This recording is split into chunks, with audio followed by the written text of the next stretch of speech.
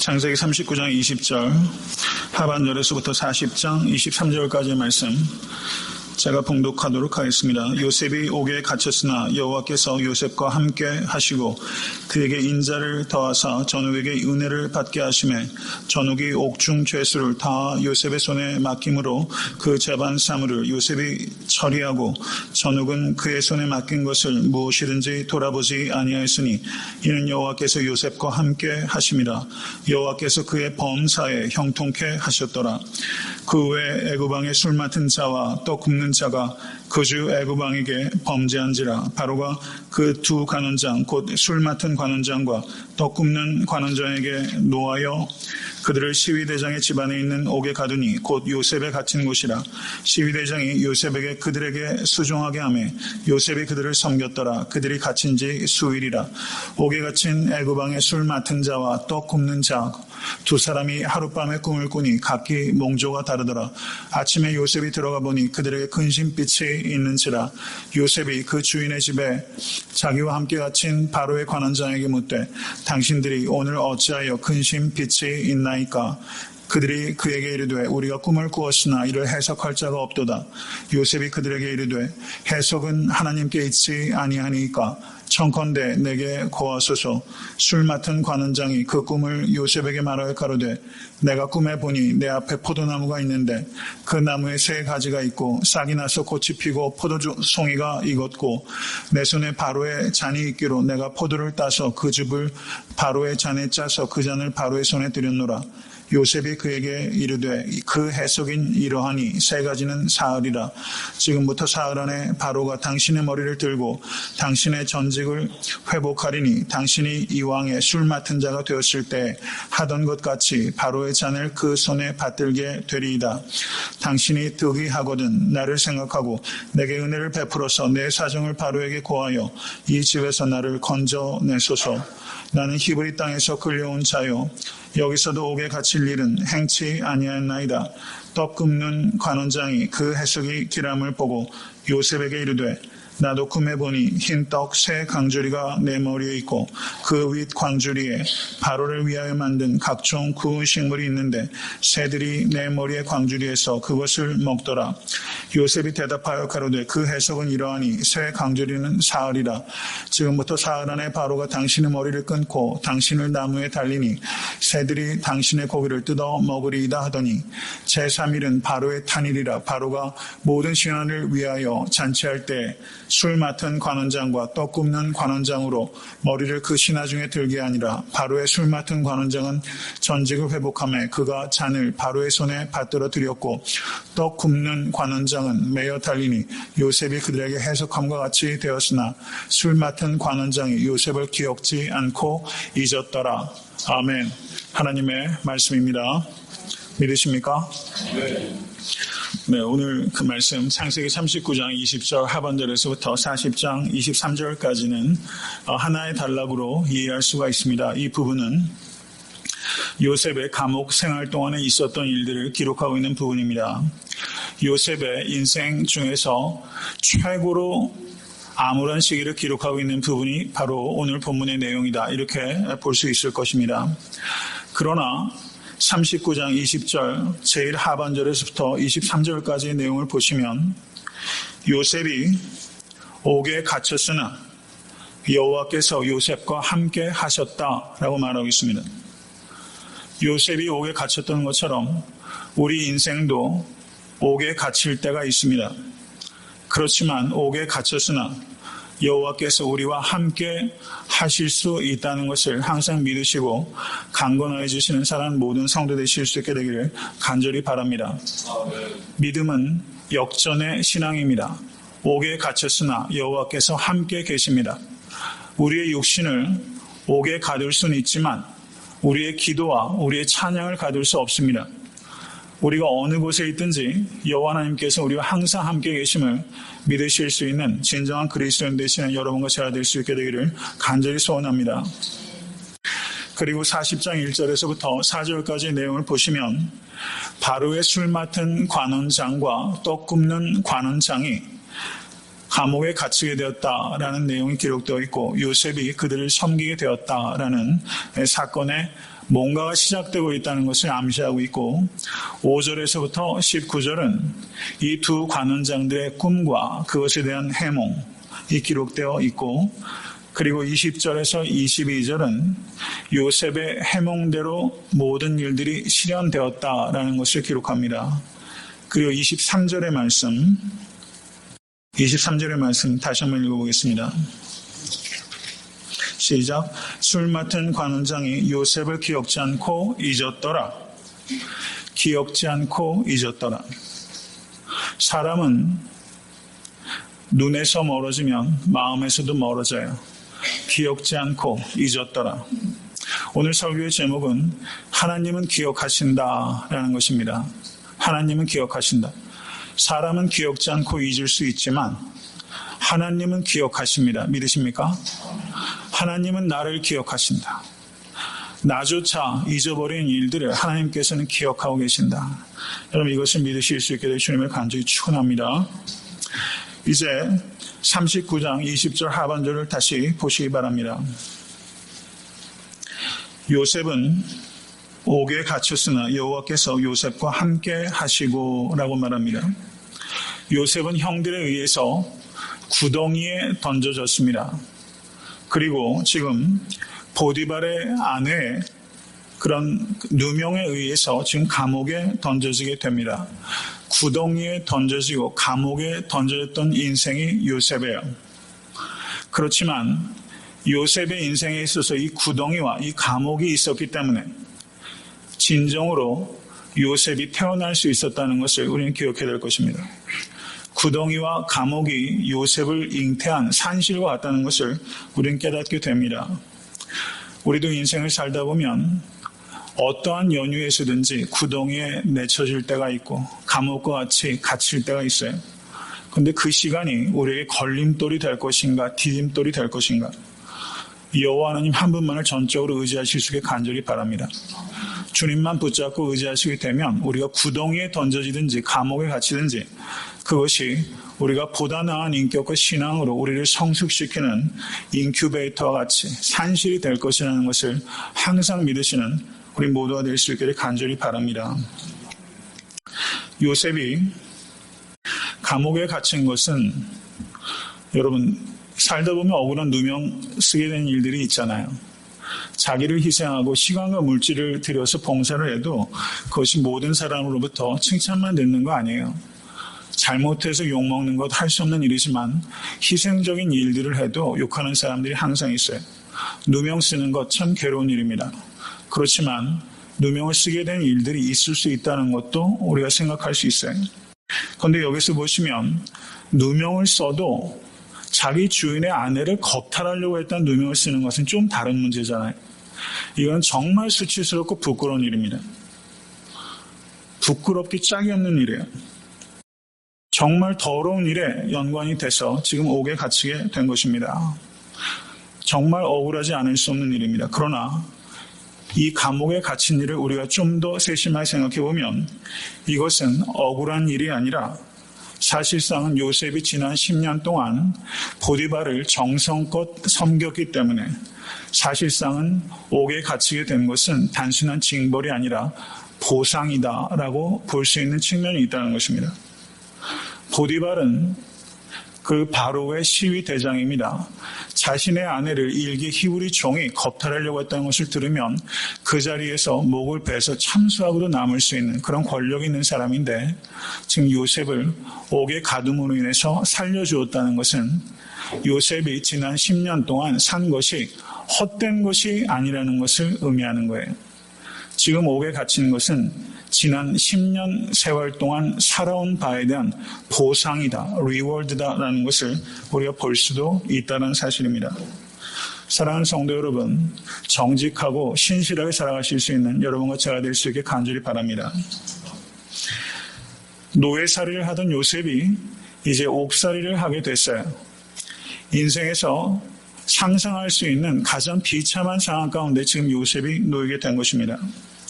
이와 같은 요셉의 처지를 통해서 우리가 생각해야 되는 것은 하나님의 보호하심은 고난으로부터의 보호하심이 아니라 고난 가운데서의 보호하심이라는 일대가 많이 있다는 것을 생각해야 된다는 것입니다. 고난으로부터의 보호하심이 아니라 고난 가운데서의 보호하심이에요. 우리가 하나님을 믿어도 노예살이를 할 때가 있고 하나님을 믿어도 옥살이를 하게 될 때가 있다는 거예요. 하나님을 믿는다는 것은 노예살이와 옥살이로부터 면제했다는 것을 의미하는 게 아니에요. 노예살이와 옥살이를 한다 할지라도 그 고난 가운데서 하나님께서 여러분과 저를 지키신다는 것을 믿으실 수 있게 간절히 축원합니다. 이게 얼마나 우리를 위로하는지 모르겠어요. 고난 가운데서 보호하신 하나님을 믿기 때문에 오늘 우리가 사랑하는 형제 이주석 집사님과 하나님을 의지하면서 우리가 이별할 수 있어요. 우리에게 소망을 주신 하나님을 찬양하지 않을 수 없습니다. 요셉이 감옥에 갇힌 것은 분명히 요셉에게 지극히 큰 고통임에 틀림없었을 것입니다. 그렇지만 우리가 이렇게 질문할 수 있어요. 만약에 요셉이 감옥에 갇히지 않았다면 그것이 요셉에게 더 좋았겠는가? 그것이 요셉에게 더 좋았겠는가? 만약에 요셉이 감옥에 갇히지 않았더라면 우리가 성경을 해석할 때 어떤 가정을 가지고 이야기한다는 것은 항상 조심스럽지만 요셉이 감옥에 갇히지 않았더라면 요셉이 누구를 만날 수 없습니까? 바로의 관원장들을 만날 수가 없고 또 바로의 관원장들을 만날 수 없으면 요셉은 바로를 만날 수도 없고 그리고 바로의 꿈을 해몽할 수도 없고 애굽의 총리가 될 수도 없게 되는 것입니다. 사실상은 요셉이 감옥에 갇혔기 때문에 이 모든 일들의 실마리가 풀리고 있는 것을 우리가 볼 수 있게 되는 것입니다. 인생을 큰 틀에서 보면 지금 요셉이 감옥에 갇힌 것은 저주가 아니라 축복의 시작이라는 것을 우리가 볼 수 있게 되는 것입니다. 하나님의 구속사 전체의 관점에서 보면 이스라엘 백성의 구원이라는 관점에서 보면 지금 요셉이 옥에 갇힌 것은 하나님의 계획이요 하나님의 섭리요 하나님의 신비라는 것을 우리가 깨닫게 되는 것입니다. 사랑하는 성도 여러분, 우리의 삶에 닥치는 여러 가지 일들을 우리는 과연 하나님의 눈으로 바라보고 있는가 하는 것을 깊이 생각해 보실 수 있게 간절히 바랍니다. 오직 하나님의 눈으로 나에게 일어난 일들을 해석할 수 있는 믿음의 눈을 가지시는 여러분과 제가 될 수 있게 되기를 주님의 이름으로 간절히 축원합니다. 시위대장은 시위대의 제일 위에 있는 장이라고 한다면 전옥은 감옥의 간수들을 다스리는 간수장이라고 할 수 있습니다. 하나님께서 시위대장 보디발로부터 요셉이 은혜를 입게 하셨는데 이제 전옥으로부터 은혜를 입게 하셨습니다. 보디발이 이 요셉을 신뢰해서 자기 집에 있는 모든 대소사, 모든 소유를 다 맡겼는데 지금 전옥 역시 감옥 안에 있는 재반 사물을 요셉에게 모두 맡기게 됩니다. 그리고 보디발은 요셉에게 모든 것을 일임하고 이제는 자기는 완전히 신경을 껐죠. 요셉에게 완전히 일임을 했어요. 그런데 여기에서 보면 전옥도 요셉의 손에 맡긴 것은 무엇이든지 돌아보지 아니하였다라고 할 만큼 이 요셉은 보디발에게도 전적으로 신임을 얻었고 그리고 전옥으로부터도 전적으로 신임을 얻었던 사람입니다. 누구로부터도 무슨 일을 맡겨도 이 사람은 믿을 만한 사람이다. 바로 그 사람이 요셉이었던 것입니다. 성도 여러분, 요셉이 야곱의 편애를 받아서 채색 옷을 입고 있었을 때는 자기의 친형들과도 반목했던 사람이었어요. 버르장머리 없고 성숙하지 못한 일개 소년에 불과했습니다. 근데 요셉이 채색 옷이 아니라 노예 옷을 입고 죄수복을 입었을 때는 자신의 주인들과 신뢰의 관계를 맺고 있는 것을 볼 수 있습니다. 요셉을 성장시키고 변화시킨 것은 요셉이 당한 고난이었습니다. 채색 옷을 입고 있었을 때는 형들과도 반목했는데 노예 옷과 죄수 옷을 입고 있을 때는 자신을 부리는 주인과도 신뢰의 관계를 맺을 수 있었다는 것을 우리가 보게 됩니다. 저는 여러분과 제가 누구로부터도 신뢰받을 수 있는 그런 신실한 삶을 살아갈 수 있게 되기를 간절히 바랍니다. 여기에서 39장 23절 제일 마지막으로 한번 보세요. 이는 여호와께서 요셉과 함께 하심이라. 여호와께서 그의 범사에 형통케 하셨더라. 형통케 하셨다. 지금 요셉이 어디에 있습니까? 감옥에 있죠. 그리고 요셉이 노예 살고 있었을 때 형통했다고 기록하고 있습니다. 세상적인 의미에서의 형통의 그 개념을 보면 지금 도무지 형통하다고 말할 수 없는 노예살이와 종살이를 할 때 지금 요셉이 범사에 형통하였다라고 성경은 기록하고 있습니다. 형통을 우리는 어떻게 이해해야 합니까? 성경적인 형통의 핵심은 하나님께서 우리와 함께 하시는 것이 형통이라는 것을 진심으로 받아들이실 수 있게 간절히 바랍니다. 하나님께서 여러분과 저에게 주시는 최고의 복은 하나님의 임재입니다. 믿으십니까? 하나님께서 우리에게 주시는 최고의 복은 하나님 자신이요. 그리고 성육신하신 예수 그리스도입니다. 그리고 예수 그리스도께서 우리에게 보내주신 성령 하나님 자신이 우리에게 주신 최고의 복이라는 것을 진심으로 받아들이시는 여러분과 제가 될 수 있게 간절히 바랍니다. 40장 1절에서 4절의 내용을 보시면 애굽왕의 술 맡은 자와 떡 굽는 자가 애굽왕에게 범죄하였다라고 말하는데 도대체 무슨 범죄를 했는지는 기록하고 있지 않아요. 그것은 중요하지 않다는 것입니다. 이 두 관원장이 요셉이 갇혀있는 옥에 갇히게 되었고 4절과 3절의 말씀을 한번 보십시오. 시위대장의 집안에 있는 옥에 가두니 곧 요셉에 갇힌 곳이라 시위대장이 요셉으로 그들에게 수종하게 하며 여기서 시위대장은 누구죠? 보디발이죠. 그 사이에 시위대장이 교체되지 않았다면 여기에 4절에 나오는 시위대장은 보디발입니다. 보디발이 자기의 아내를 겁탈하려고 했다라는 아내의 거짓말을 듣고 요셉을 옥에 가두었지만 사실상은 이 보디발은 아내의 말을 믿는 것이 아니라 요셉의 말을 믿었던 것이고 그래서 여기서 4절을 보시면 이 시위대장 보디발이 요셉에게 두 관원장을 섬기는 일을 지금 위탁하고 있는 것을 볼 수가 있는 것입니다. 이 두 관원장들이 하룻밤에 꿈을 꾸게 됩니다. 그런데 그 꿈의 내용이 사뭇 다릅니다. 6절의 말씀을 보십시오. 아침에 요셉이 들어가 보니 그들에게 근심빛이 있는지라 라고 기록합니다.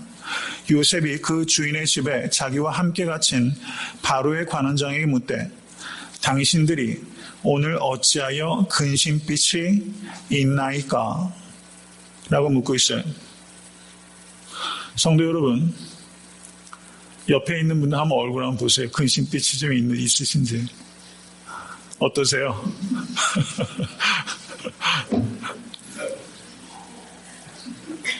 여러분, 안색을 살필 여유가 좀 있으세요? 제가 오늘은 사실 좀 몸이 좀 피곤해요. 시차 적응이 좀 이번 좀 잘 안 되는 것 같고, 오자마자 교회도 이제 이사하게도 제 개인적으로도 집 이사하고, 오자마자 설교 계속하다 보니까, 너무 피곤한 거예요. 안색을 살필 여유가 사실 우리에게 별로 많지 않아요. 그렇죠?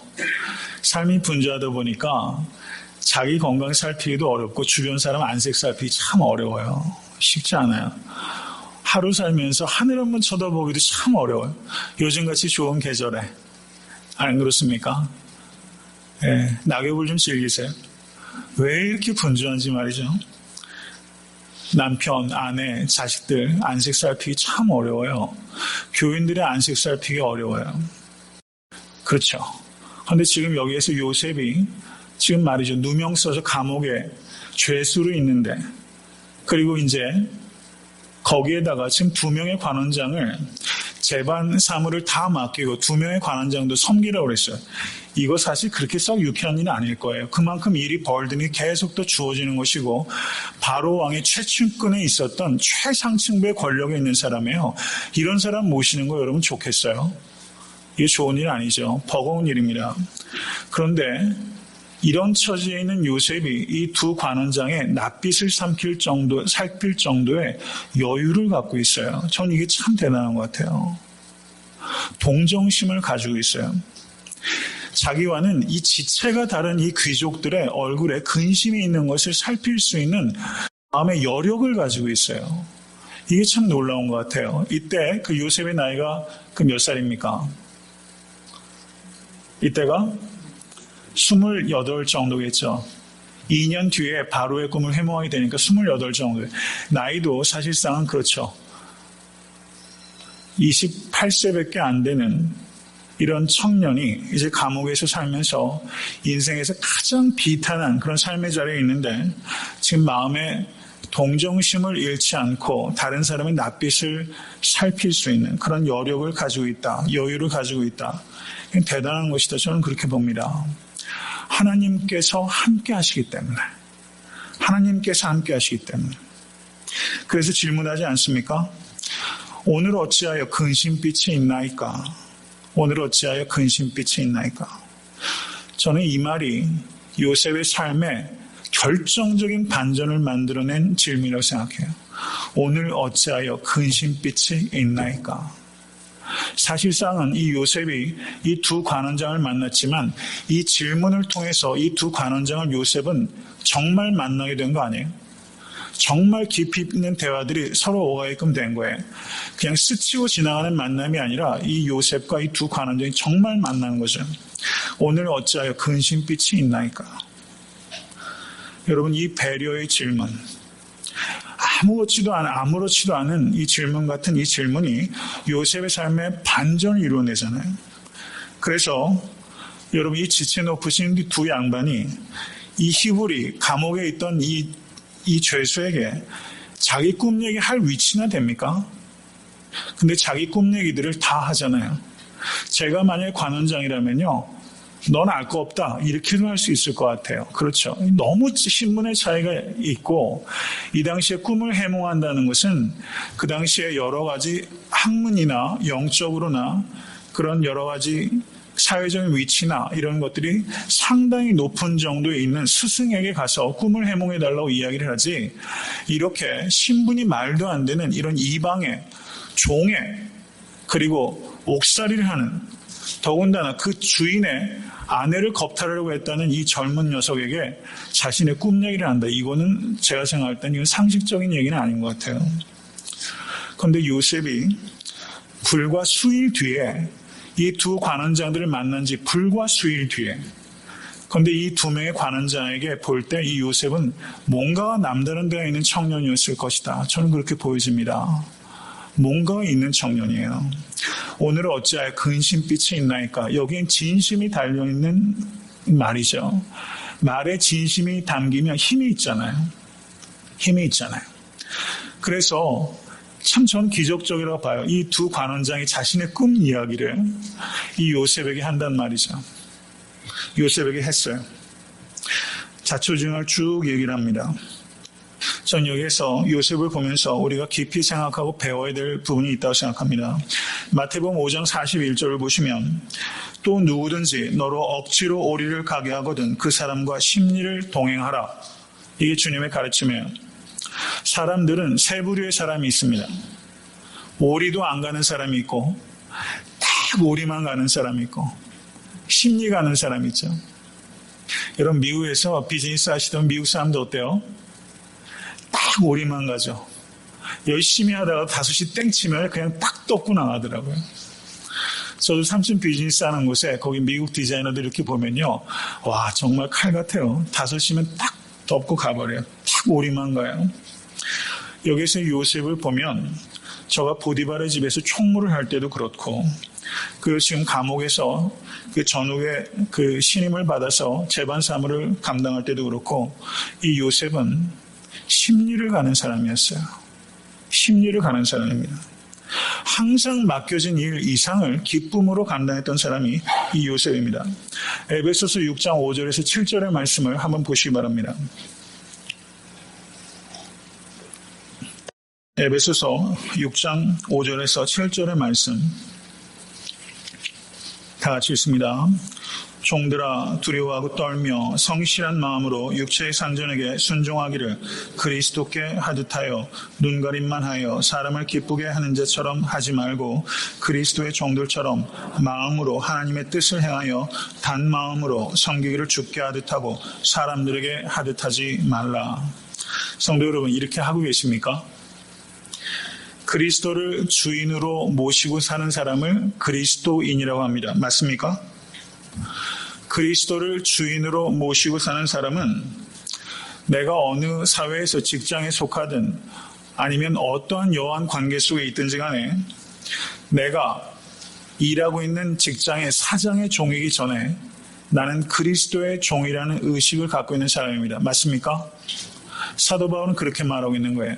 내가 어떤 회사에 속해서 거기서 월급 받아먹고 살지만 나는 그 회사의 사장의 부하 직원이 아니라 나는 예수 그리스도, 나의 CEO는 예수 그리스도. 이게 1차적인 나의 정체성을 구성하는 것이다. 이것이 바로 에베소서의 말씀이에요.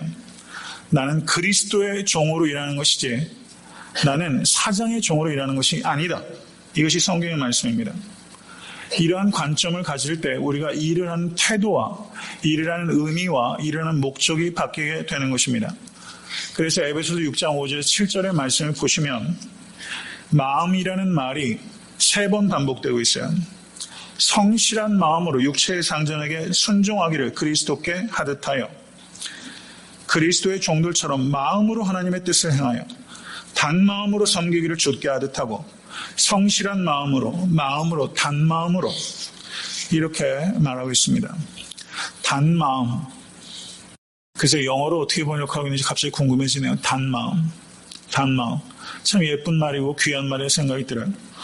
성도 여러분, 참된 그리스도인들은 예배당에서 주를 섬기는 자일 뿐만 아니라 일터에서 상전을 그리스도께 하듯 섬기는 자가 되어야 한다고 지금 성경 우리에게 가르치고 있는 것입니다.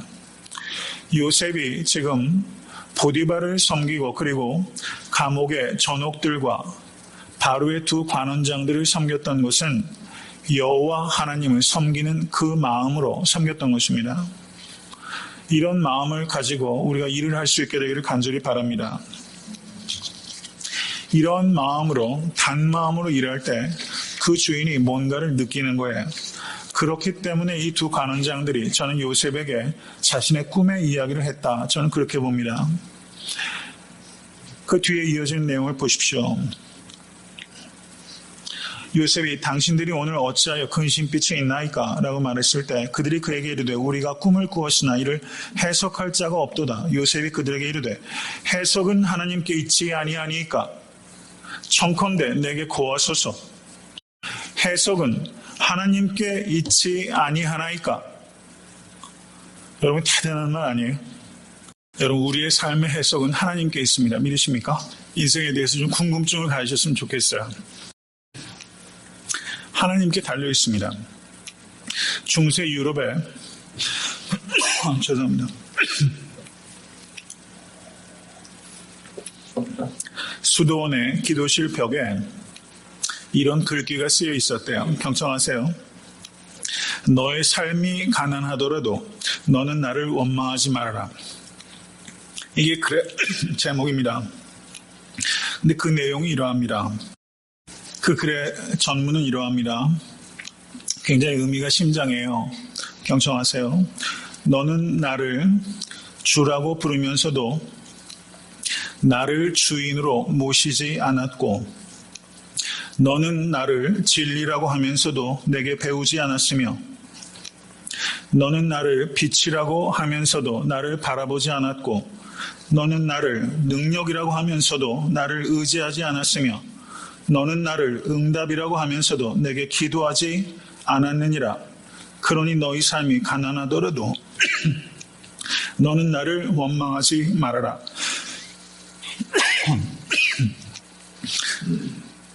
경청하셨어요? 다시 한번 제가 읽겠습니다. 참 의미심장한 말인 것 같아요. 저들으라고 써있는 내용 같더라고요. 여러분, 너는 나를 주라고 부르면서도 나를 주인으로 모시지 않았고 너는 나를 진리라고 하면서도 내게 배우지 않았으며 너는 나를 빛이라고 하면서도 나를 바라보지 않았고 너는 나를 능력이라고 하면서도 나를 의지하지 않았으며 너는 나를 능력이라고 하면서도 내게 기도하지 않았느니라. 그러니 너희 삶이 가난하더라도 너는 나를 원망하지 말아라. 이게 우리의 신앙생활을 딱 이렇게 하고 있는 거 아닌가 이런 생각이 들어요. 주라고 부르면서도 주인으로 모시지 않고 주는 진리라고 말하면서 주님께 배우지 않고 빛이라고 하면서 도무지 바라보지 않고 능력이라고 하면서 주님 의지하지 않고 응답하신다고 하면서 기도하지 않고 우리의 신앙생활을 딱 이렇게 하고 있지는 않나 이런 생각을 해보게 되는 것입니다. 하나님을 믿는다고 하는 그리스도인들이 하나님을 가장 믿지 않는다 이런 말도 있어요. 아주 역설적이고 또 그리스도인의 그런 모순적인 종교 행태를 꼬집는 말이라고 할 수 있습니다. 해석은 하나님께 있지 아니하니까. 여러분 이런 담력을 가지실 수 있는 여러분과 저야 될 수 있게 간절히 바랍니다. 성경은 진리의 표준입니다. 믿으십니까? 이 세상 풍조는 바뀌어도 성경은 모든 것에 대해서 말씀하고 있습니다. 믿으십니까? 여러분 한 손에는 성경을 붙잡고 한 손에는 신문을 드실 수 있게 되길 간절히 바라요. 이 세상의 모든 제 문제에 대해서 성경은 궁극적인 대답을 하고 있습니다. 믿으십니까? 그 대답은 예수 그리스도입니다. 믿으시죠? 이 믿음을 가지고 우리가 해석은 하나님께 있지 아니하니까 이렇게 말할 수 있는 우리 모두가 될 수 있게 간절히 바랍니다. 술 맡은 관원장이 먼저 요셉에게 자신의 꿈을 말하였고 요셉이 당당하게 그 꿈을 해석하였으며 반드시 복직이 될 것이고 그리고 복직이 되면 나를 기억해달라. 나는 히브리 땅에서 끌려온 자요 여기서도 옥에 갇힐 일을 행치 아니하였다 라고 말을 하게 됩니다. 그리고 옆에서 이 술 맡은 관원장의 그 꿈과 해몽을 들었던 떡 굽는 관원장이 자기도 기대 심리가 생기잖아요. 자기도 뭔가 좋은 얘기 해주겠거니 하고 얘기했더니 웬걸 어떤 얘기면 완전히 정반대 얘기가 나왔어요. 3일 뒤에 한 사람은 머리가 들릴 건데 한 사람은 머리가 잘려서 들리게 될 것이다. 요셉도 가만히 보면 담력이 대단한 사람이에요. 그렇죠? 이 전혀 상반된 두 개의 꿈에 대해서 이야기를 합니다. 그리고 그 뒤에 이어지는 내용은 요셉의 해몽대로 그대로 되었다라고 성경 기록하고 있어요. 지금 두 개의 꿈이 이야기가 되고 해몽이 됐는데 요셉이 꿈을 몇 번 꿨습니까? 2번 꿨죠. 한 번은 형들의 그 볕단이 요셉의 단에게 절을 했고 한 번은 해와 달과 11별이 요셉에게 절을 했어요. 이 두 개의 꿈이 성취가 될 것이다 라는 것을 지금 여기에서 두 관원장의 꿈의 성취를 통해서 우리가 예견할 수 있고 그리고 요셉이 이 두 개의 꿈을 정확하게 해몽함으로 인해서 바로가 꿈을 몇 번 꿉니까? 2번 꾸죠. 두 개의 꿈이 서로 상반된 내용이었어요. 그 꿈을 성공적으로 해몽하게 될 것이다 라는 것을 우리가 예견케 합니다. 23절입니다. 제일 마지막 절인데요. 23절 술 맡은 관원장이 요셉을 기억지 않고 잊었더라 라고 말해요. 이게 사람인 것 같아요. 그렇죠. 이게 사람입니다. 절 따라 하십시오. 사람은 믿음의 대상이 아니라 사랑의 대상이다. 꼭 기억하세요. 사람 믿음의 대상이 아니라 사랑의 대상이에요. 인생 살다 보면 정말 이거 맞는 얘기인 것 같아요. 사람은 약하고 악해요. 좀 더 정확하게 말하면 나는 약하고 악합니다.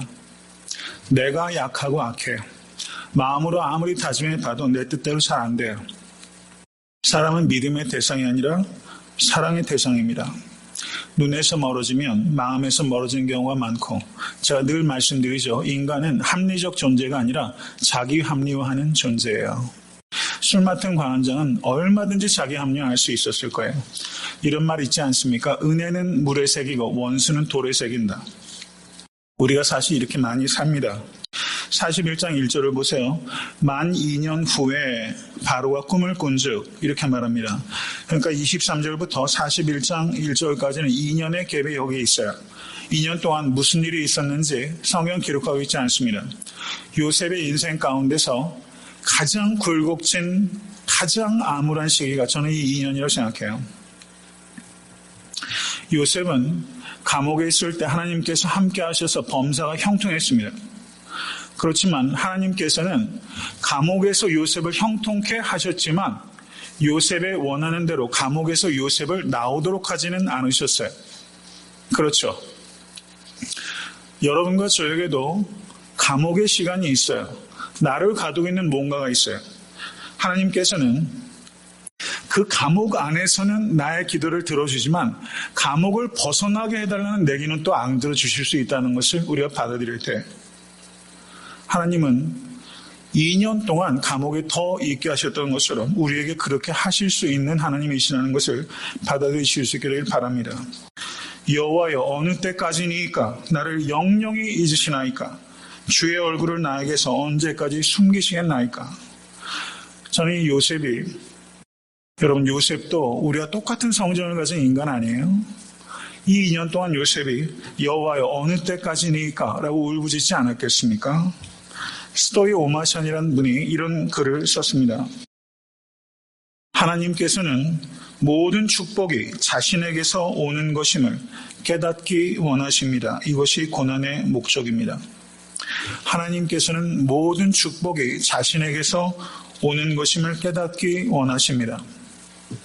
요셉은 술 맡은 관원장에게 말하자면 청탁을 넣은 것이죠. 요셉은 술 맡은 관원이 아니라 전적으로 하나님만을 의지하는 마지막 수업을 지금 통과하고 있는 것입니다. 절망에 무너지기 쉽고 성공에 교만해지기 쉬운 게 인간입니다. 만약에 지금 여기에서 요셉이 더 2년 동안 감옥에 있는 일이 없이 꿈해몽 잘해서 곧바로 만약에 감옥에서 나오게 됐다면 저가 어떻게 되었을까? 요셉이 총리가 된 게 몇 살이죠? 30살이에요. 확실히 옛날 사람들이 지금 요즘에는 40살이 옛날 30살이다 이런 얘기 하잖아요. 정말 그런 것 같아요. 요즘은 여러모로 늦되는 것 같기는 해요. 그런데 30살이에요. 30살에 애굽이라는 그 엄청난 제국의 총리가 됐어요. 이 성공에 타락하지 않을 인간이 몇 명이나 되겠습니까? 여러분, 실패가 위험한 것이지만 여러분, 성공이 실패보다 더 위험한 것일 수 있다는 것을 우리의 영적으로 깨달아야 됩니다. 30살에 애굽의 총리가 됐어요. 지금 요셉이 감옥에 있으면서 마지막 담금질을 하면서 저가 정말 자기를 여기에서 구원할 사람은 술 맡은 관원이 아니라 하나님이시고 자기를 진심으로 지키시는 이는 여호와는 한 분이시라는 것을 감옥에서 진심으로 깨닫는 과정이 없이 저가 옥에서 나와서 애굽의 총리가 되었다면 그는 전혀 다른 인생을 살 수밖에 없었을 것이다. 이렇게 보여집니다. 사랑하는 성도 여러분, 요셉이 애굽에 갇혀서 지금 2년이라는 감옥을 더 있음으로 인해서 저가 상상조차 할 수 없는 벼락 출세로부터 저가 타락하지 않을 수 있는 영적인 내공을 지금 쌓고 있는 것이다. 저는 그렇게 보여집니다. 뼛속까지 하나님께서 요셉을 지금 정결케 하고 계시는 이 과정. 사랑하는 성도 여러분, 저는 사랑하는 모든 성도님들께서 형통한 삶을 살아가시기를 간절히 축원합니다. 그것보다 선행되어야 되는 것은 복받을 만한 그릇이 되는 것입니다. 복받을 만한 그릇이 되지 않고 여러분 복이 주어지면 그 복이 아니라 독이 될 때가 많아요. 복받을 그릇을 갖출 수 있기를 간절히 축원하고 그리고 그런 그릇은 경우에 따라서는 고난을 통해서 우리를 씻어주실 때가 많이 있어요. 여호와 하나님만을 의지하시고 여호와의 임재 가운데 늘 거하시면 감옥에 있을 때나 감옥 밖에 있을 때나 여호와 안에서 거하시는 사랑하는 모든 성도 되실 수 있게 되기를 주님의 이름으로 간절히 축원합니다.